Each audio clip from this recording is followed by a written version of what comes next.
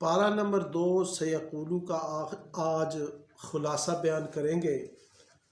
یہ سپارہ 16 رکوع اور 4 آیات پر مشتمل ہے۔ یہ تمام کا تمام سپارہ سورۃ البقرہ میں آتا ہے۔ اللہ رب العزت نے ارشاد فرمایا سیقول السفہاء من الناس ما ولاہم عن قبلتہم التی کانوا علیہا، ان قریب بیوقوف لوگ کہیں گے کہ کس چیز نے ان کو اس قبلے سے پھیر دیا جس پر یہ تھے۔ اس رکوع میں اللہ رب العزت نے تحویل قبلہ کا حکم دیا ہے۔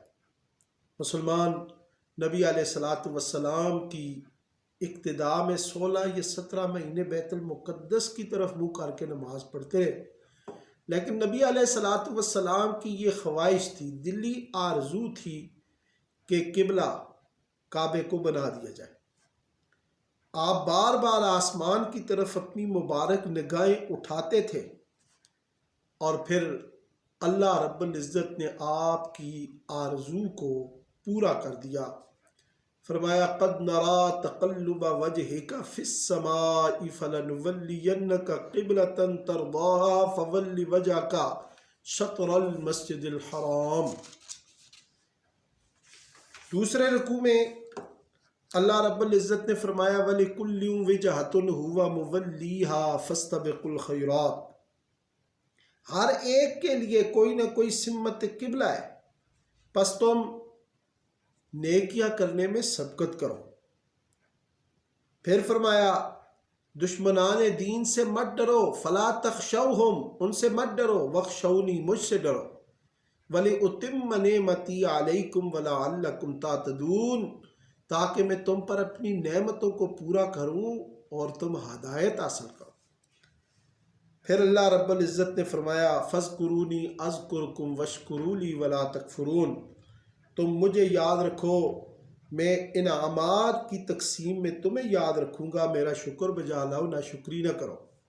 سنن ابن ماجہ کتاب الادب کی حدیث ہے کہ نبی علیہ السلام کے پاس ایک اعرابی آیا، اس نے آ کر عرض کی یا رسول اللہ مجھ پر اسلام کے بہت سے احکام ہیں، کوئی ایسی چیز بتائیے جو میں اپنے آپ پر لازم کر لوں۔ نبی علیہ السلام نے فرمایا تم اپنی زبان کو اللہ کے ذکر سے ہمیشہ تر رکھو، ہمیشہ اللہ کے ذکر کو اپنے اوپر لازم کر لو۔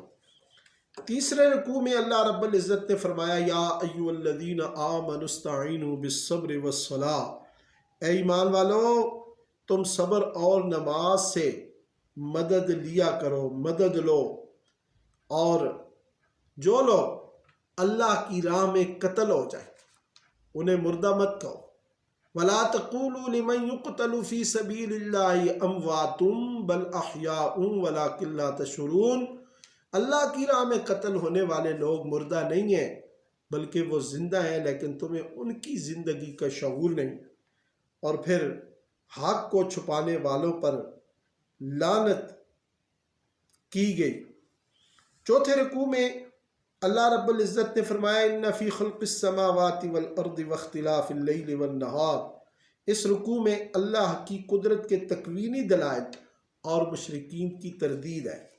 پانچویں رکوع میں اللہ رب العزت نے فرمایا یا ایھا الناس کلوا مما فی الارض حلالا طیبا، اے لوگو تم حلال اور طیب کھاؤ۔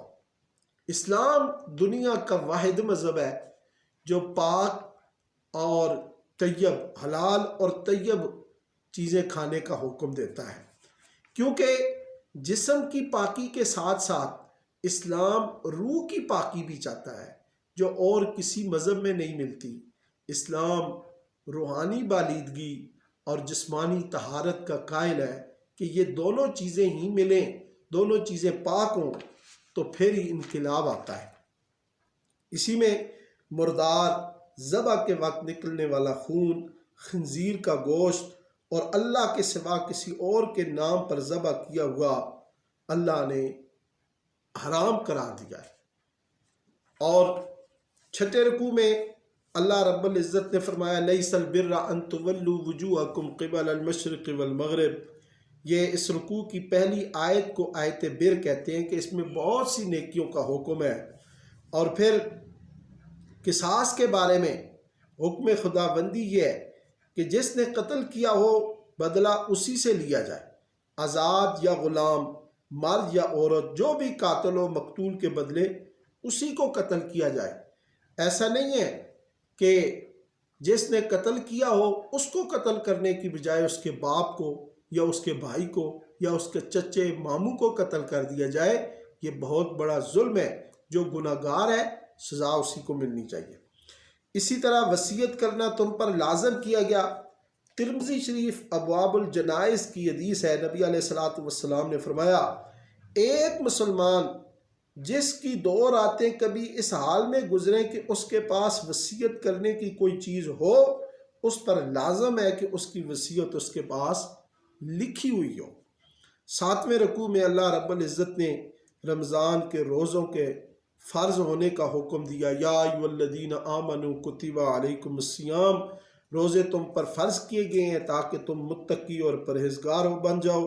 رمضان ہی کے مہینے میں قرآن اور دیگر آسمانی کتب اور صحف اترے۔ رمضان کی راتوں میں پہلے عورتوں سے ہم بستری منع تھی، لیکن اسی رکوع میں ہم بستری رمضان کی راتوں میں عورتوں سے اجازت دی گئی، اور حالت اعتکاف میں عورت سے مباشرت حرام ہے، اس سے منع کیا گیا، اور لوگوں کے مال ناجائز طور پر کھانے سے منع کیا گیا، اور حاکموں کو رشوت دے کر ناجائز فائدے اٹھانے کی کوشش نہ کرو، اس سے منع کیا گیا۔ 8ویں رکوع میں اللہ رب العزت نے فرمایا یسألونک عن الأہلہ قل ہی مواقیت للناس والحج، کہ چاند کی گھٹتی بڑھتی صورتیں لوگوں کے لیے تاریخ اور حج کے ایام معین کرنے کی علامات ہیں۔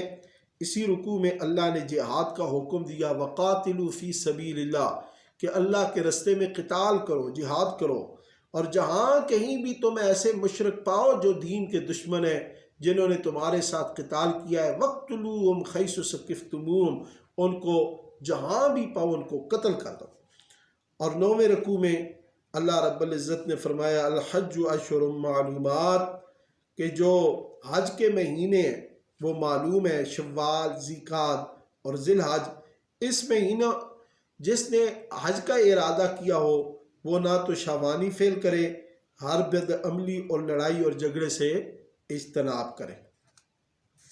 اس رکوع میں اللہ رب العزت نے یہ دعا مانگنے کی تلقین کی، ربنا آتنا فی الدنیا حسنۃ وفی الآخرۃ حسنۃ وقنا عذاب النار۔ اور اسی رکوع میں انسانوں کی 2 حالتوں کا ذکر کیا۔ ایک وہ بدترین انسان ہے جس کو اقتدار مل جائے تو وہ زمین میں فساد پھیلاتا ہے، قتل و غارت کرتا ہے، نسل انسانی کو تباہ کرتا ہے، اور جب اسے کہا جائے کہ فساد برپا نہ کر تو اس کو اپنے جھوٹے وقار کا خیال گناہ پر جما دیتا ہے۔ ایسے شخص کے لیے جہنم ہے۔ اور دوسرا وہ ہے جو رضائے الہی میں اپنی جان قربان کر دیتے ہیں۔ اللہ ایسے بندوں پر بہت شفیق ہے۔ اللہ فرماتا ہے کہ پورے کے پورے اسلام میں داخل ہو جاؤ، ادخلوا فی السلم کافہ۔ 10ویں رکوع میں اللہ رب العزت نے فرمایا سل بنی اسرائیل کم آتیناہم من آیۃ بینہ، کہ پوچھ بنی اسرائیل سے اللہ نے کتنی دی ان کو کھلی نشانیاں۔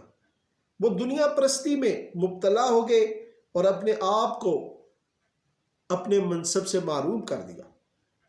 تو اس امت کو بھی یہ تعلیم ہے کہ دنیا پرستی میں مبتلا ہو کر اپنی حیثیت کو مت کھو، بلکہ تمہارا معیار، تمہاری عزت وہ اللہ اور اس کے رسول کی اتباع میں ہے۔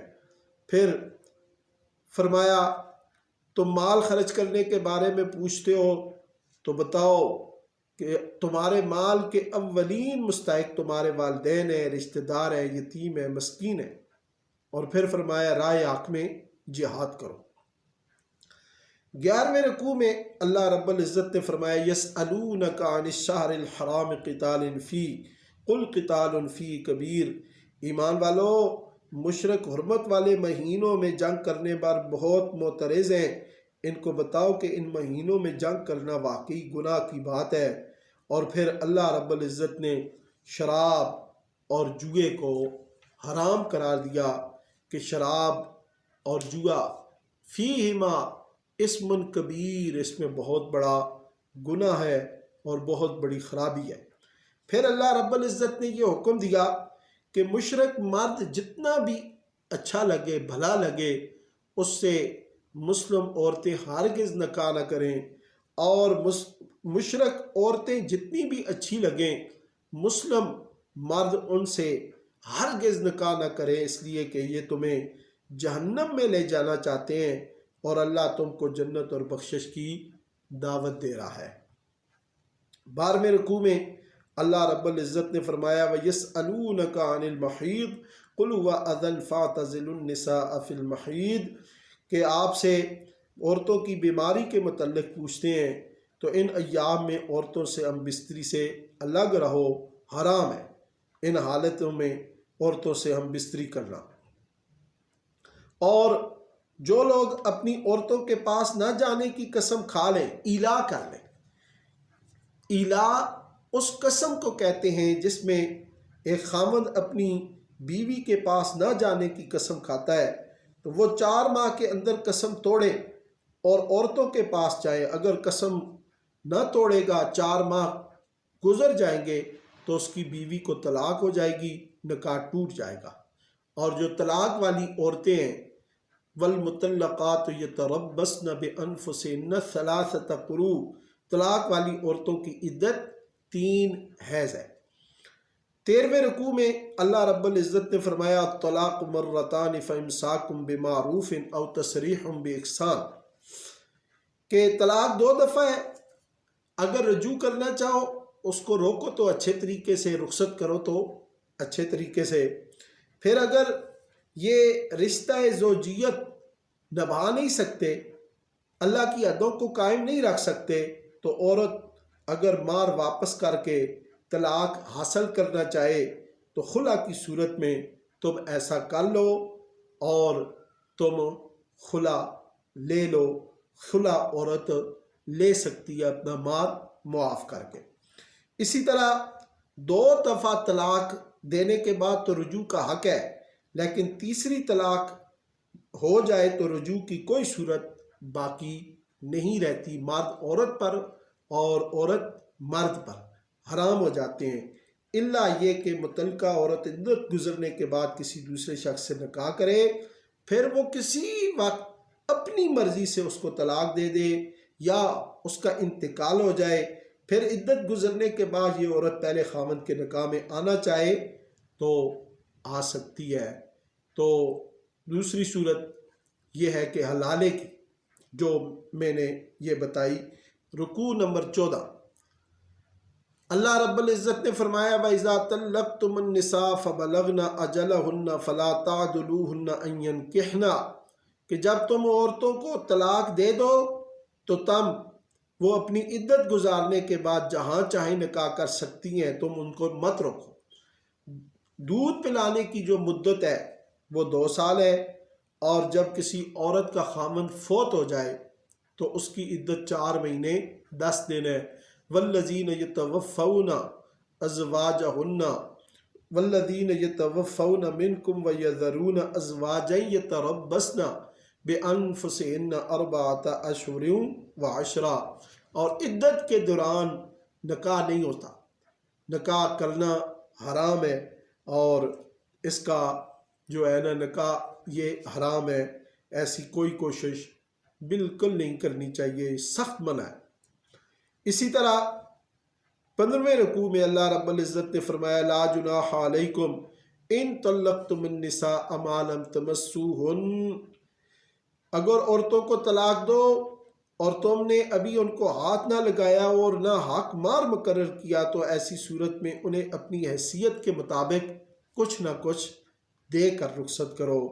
عورت کو کسی طریقے سے بھی طلاق دی گئی ہو، مناسب یہی ہے کہ انہیں کچھ نہ کچھ دے کر رخصت کریں۔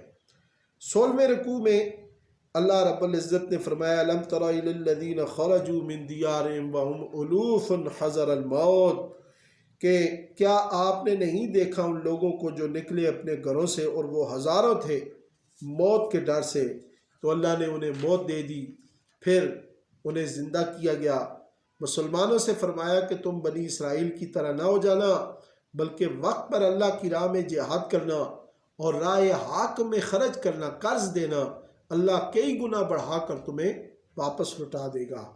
اور 7ویں رکوع آخری رکوع میں اللہ نے فرمایا فلما فصل طالوت بالجنود قال ان اللہ مبتلیکم بنہر، جب طالوت فوجیں لے کر دشمن سے مقابلے کے لیے نکلے تو انہوں نے کہا رستے میں ایک دریا آئے گا جس کے ذریعے سے تمہاری آزمائش ہوگی، زیادہ پانی نہ پینا۔ چنانچہ جن لوگوں نے زیادہ پانی پی لیا وہ ہمت ہار بیٹھے، اور جنہوں نے ان کی بات پر عمل کیا انہوں نے جہاد کیا۔